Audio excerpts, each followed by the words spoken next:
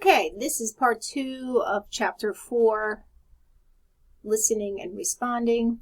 Just to review, we first talked about the difference between hearing and listening. And remember, the definition for hearing is a psychological process of decoding sounds. Listening is a 5-step process of selecting, attending, understanding, remembering, and responding. And then we looked at how to be a better listener, and we said it's just a simple way is to come up with, or is to think about stop, look, and listen, and then obviously respond.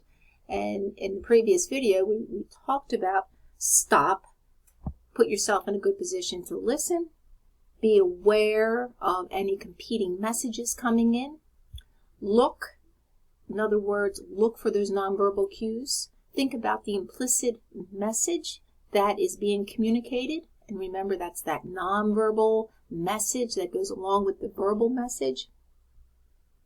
When a nonverbal message contradicts the verbal message, most people tune in to the nonverbal message. So be sure that you're looking and being aware of that information between the lines. And then we talked about listening, to just listen. And we looked at different ways to listen, to respond if you want more information or you don't quite understand, or how you just answer with an open-ended question as you are listening, because that gives the impression or gives the speaker an indication that you are receiving this message. Now, how do we respond? And I said this earlier, that this is the last tail end of our active listening steps, 5 steps, and it's so very important. As I mentioned before, if you have spoken to someone or provided information to a person or a group and you receive no response, now that's communication in itself, but we don't know if the message has been understood. And thinking about our communication process, when the source provides information through the channel to the receiver, and then the receiver provides feedback, and then the source goes back with more information, we know that that process of communication then is complete or pinpointed when the intended message from the source is given to the receiver, and the receiver lets that source know, yes, I understand, this is what you are talking about, or whatever way that the receiver would paraphrase. So how do we respond? We respond verbally. We have our verbal message that we provide to the speaker. We know that by conveying this information, we're telling our speaker that, yes, we understand this information, and that we have listened to you. So, how do we do this? Let me give you a couple situations, and this is right out of your textbook. They did a really nice job of responding verbally in chapter 4. Communicating messages lets the speaker know that you understand the message. For instance, you would say, I understand, I see what you're saying. Communicating messages that let the speaker know that you need clarification. I'm confused. Can you give me another example? A message that lets the speaker know that you're interested and need more information. I find what you're saying is fascinating. Do you mind going into more detail? These are typical responses. Communicate a message that let the speaker know that you've liked what he or she is saying and to continue. You might say something like, okay, then what happened next? And then lastly, you may communicate a message that lets the speaker know that you like to say something. May I add something to what you're saying? So these are just some typical examples, and they come naturally, but it's important that you provide these questions to the speaker, and that provides an effective response to that particular speaker. Responding non-verbally. Non-verbally, visual cues and then voice cues. Visual cues would be, think about when you are at a meeting and you're sitting around the table and you don't provide eye contact, or you're looking down, or you have your arms closed, it shows that you are not interested. Or the way you are sitting in your chair, if you're slouched over. So these visual cues that you provide to the speaker provide some type of response to say that yes, you are interested in what he or she has to say, and that you are listening actively. A voice cue, or sometimes these are called back channel cues. They could be voice starters, or they could be a voice ending. So for instance, you want to say, a voice starter would be something where you would raise your voice in the beginning like, okay. And instead of, I'm literally saying okay, but it's how you are saying it as you're stretching it out. Okay. You also do this at the end of a conversation. If you are speaking, let's say, on a telephone, or you're speaking with another person, usually your voice will go up a few pitches, and you kind of stretch out the words. And then obviously, too, you might throw in some nonverbal cues to let the speaker know you are done listening or you need to move on. And you might turn your body a little bit to show that you are responding, but saying that you want to end the conversation.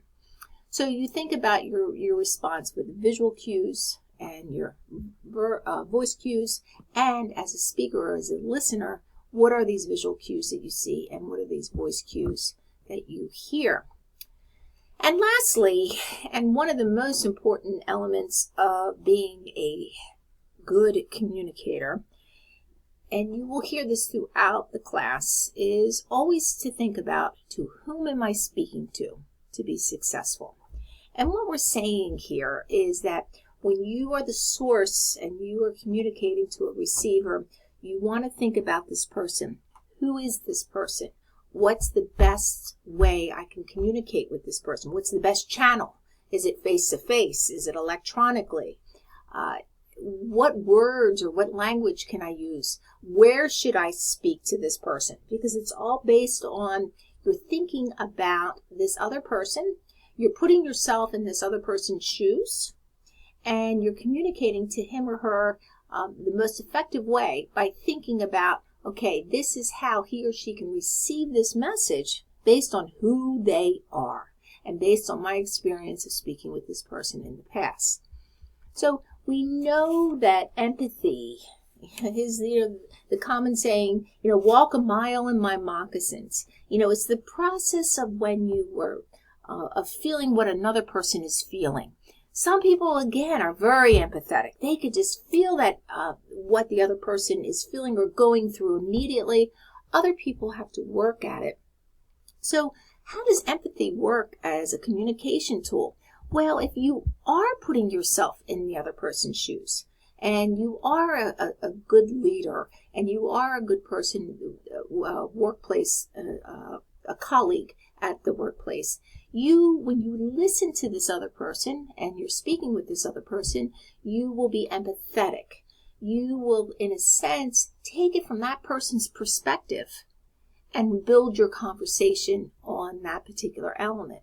Now, obviously, there's certain situations where you use empathy. Not all the time, especially in a very fact-based conversation, black and white information. But what we have found and research finds, and I'm sure you know this, that, it builds better workplace relationships with others. When you can empathize with another individual, you're not speaking just about yourself, but you're speaking about where this person is coming from. It builds good collegiate relationships.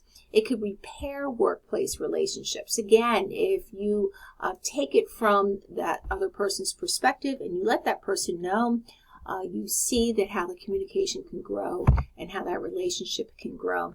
And then lastly, with empathy, and sometimes it's difficult because our emotional listening comes into play, you can diffuse workplace relationships. If there is conflict in the workplace or a conflict between two people, empathy, if it is used properly in that communication, can help diffuse perhaps some type of conflict or a relationship that is not very healthy or very productive. So We want to respond with empathy, and I want you to always think about, to whom am I speaking to be successful. But one of the best ways to respond, along with being empathetic, is to paraphrase the content. So put yourself in a situation where you are asking somebody else to do something, and they just nod yes. Mary, can you go and take this paperwork to building A and give it to the human resource representative? And if Mary just says yes, okay, but you're not quite sure if she understood what you said. If Mary would paraphrase and say, sure, I'd be happy to take the paperwork to building A and give it to Joe, the human resource rep, you know she clearly understood what you said as a speaker, and the communication is complete. So paraphrasing content back is one of the best and key listening techniques you can use at home, in an organization, at work. Some other ways you could paraphrase back is by saying something like, for instance, someone gives you information, you say, okay, so here's what I understand what you mean. Okay, so you're taking it from yourself, from your own understanding, not necessarily pointing the finger to the person and saying this is what you understood from the meaning. Or you seem to be saying this. Or, so here is what seems to have happened. Am I correct in saying this? So these are just some different techniques or skills or scripts that you can use. But it's very important that you paraphrase, especially when the information is very important in the content. Okay, well, I hope that you have had a chance to review Chapter 4. Review this PowerPoint. As I mentioned, I hope you took some notes. You can even replay it back if you want to, or just even look at the PowerPoint slides. It's a 10-question, 3-point each question quiz. And I'll also have a discussion post for you.